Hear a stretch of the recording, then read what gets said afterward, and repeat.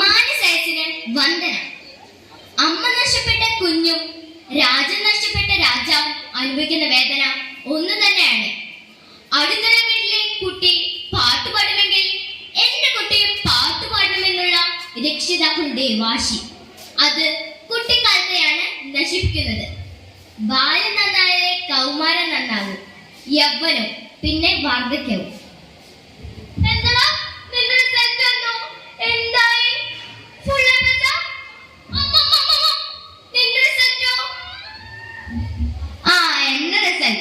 എനിക്ക് full A plus. നിന്റെ result വന്നോ? എത്ര എ പ്ലസ് ഉണ്ട്? എന്റെതോ ഞാൻ നോക്കിയില്ല, ഞാൻ നോക്കാൻ പോവാ. ഒരു മിനിറ്റ്, നിന്റെ റിസൾട്ടോ? എന്റെ റിസൾട്ട് എനിക്ക് ഫുൾ എ പ്ലസ് ആണ്. പിന്നെ ഞങ്ങളാണെങ്കിൽ ഇന്നൊരു ട്രിപ്പ് പോവാ. എല്ലാവർക്കും ഫുൾ എ പ്ലസ്. ഇപ്രാവശ്യം നീ ഫുൾ എ പ്ലസ് മേടിക്കാണ്ടിരിക്കും. എന്റെ കൂടെ വർക്ക് ചെയ്യുന്നതിന്റെ മുമ്പിൽ എന്റെ സ്റ്റാറ്റസ് എന്താകും? ഇപ്രാവശ്യം നിന്റെ മാർക്ക് കുറഞ്ഞാൽ അച്ഛനല്ലോ എന്നെ കൊല്ലും. കഴിഞ്ഞ പ്രാവശ്യം മാർക്ക് കുറഞ്ഞത് വന്ന് ഇവിടെ ചുട്ടുവിട്ട് പൊളിച്ച്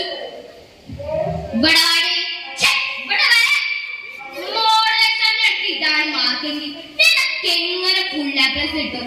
നീ ചൂടൊന്നും അറിയും.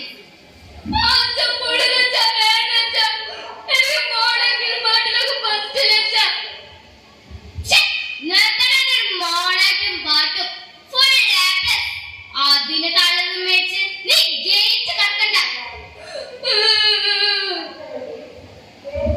മോളെ, നിന്റെ റിസൾട്ട് വന്നോ? ഇല്ല ടീച്ചർ, ഞാൻ നോക്കിയില്ല. നീ കഴിഞ്ഞ തവണ കലോത്സവത്തിന് കാണിച്ച മോളെ എക്സലന്റ്. അതൊന്നും കൂടി എനിക്ക് ഇവിടെ കാണിച്ചു തരാമോ? മോളെ കാണിക്കാം ടീച്ചറെ, കാണിക്കാം.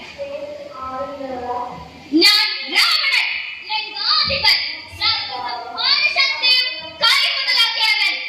എല്ലാ രാജാക്കന്മാർക്കും നാം ഒരു ഉപദേശം തരാം.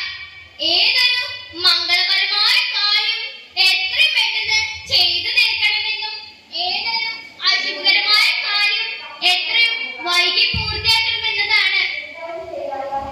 അല്ലയോ ലങ്കാധിപ, ഇത്രയും ബുദ്ധിയും വിവേകമുള്ള അങ്ങ് എന്തിനാണ് മറ്റൊരാളുടെ പത്നിയെ ഈ ഉദ്യാനത്തിൽ തടവിലാക്കിയിരിക്കുന്നത്?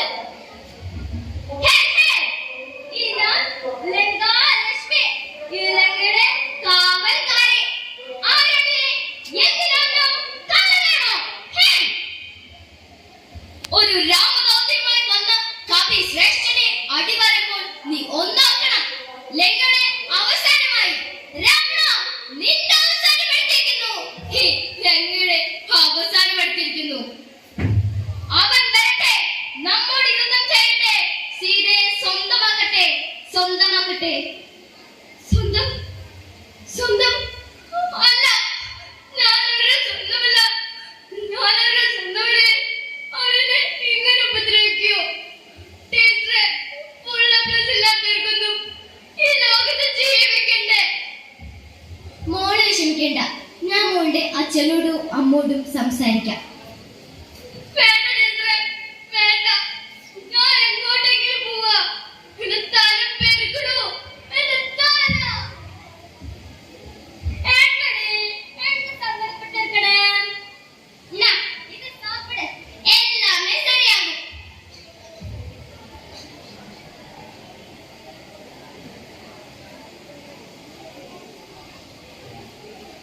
എനിക്ക് അച്ഛനും വേണ്ട, എനിക്ക് അമ്മയും വേണ്ട, എനിക്ക് ആരും വേണ്ട. എനിക്ക് കയർ മതി. നിങ്ങൾക്കറിയോ, എനിക്കുണ്ടായിരുന്നു ഒരുപാട് സ്വപ്നങ്ങൾ, ആഗ്രഹങ്ങൾ. അതൊക്കെ നശിപ്പിച്ചത് നിങ്ങളാണ്, ഈ സമൂഹമാണ്.